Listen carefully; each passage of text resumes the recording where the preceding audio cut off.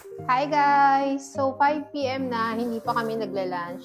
Bali galing kaming vet. So after namin sa vet, dumaan kaming palengke. So bumili kami ng tinapa, talong, at okra. Then bumili rin kami ng kalamansi for sausawan. So let's go!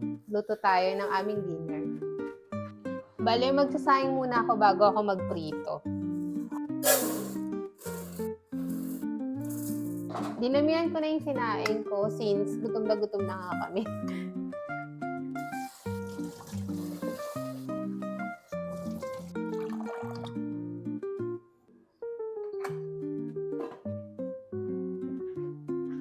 Yan, so hinugasan ko muna yung gulay.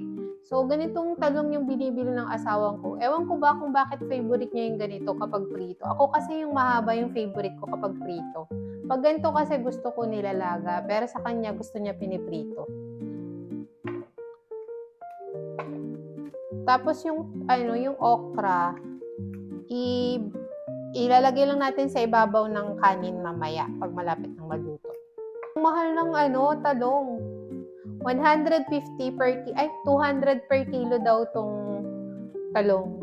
So, ewan ko kung ilang kilo tong binili niya. 1/4 lang ata or kalahati. Tapos yung tinapa,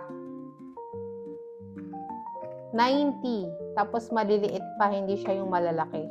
Mahal na talaga ng mga bilihin ngayon, so hindi tayo pwedeng tamarin. So, let's cook na po.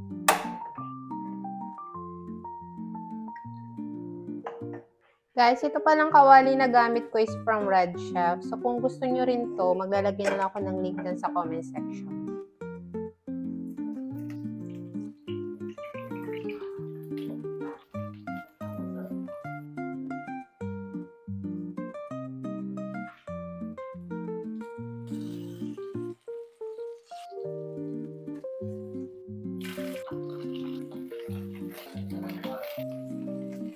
Ayan, so habang hinihintay nating maluto yung ating tinapa, gawa na tayo ng sausawan, kalamansi.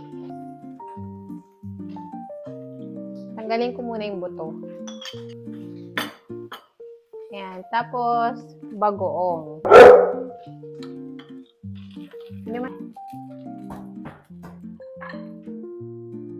Ayan, so ready na po ang ating early dinner.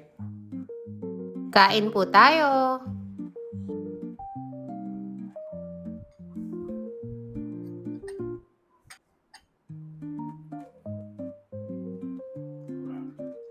Kaya sa 20. Maraya.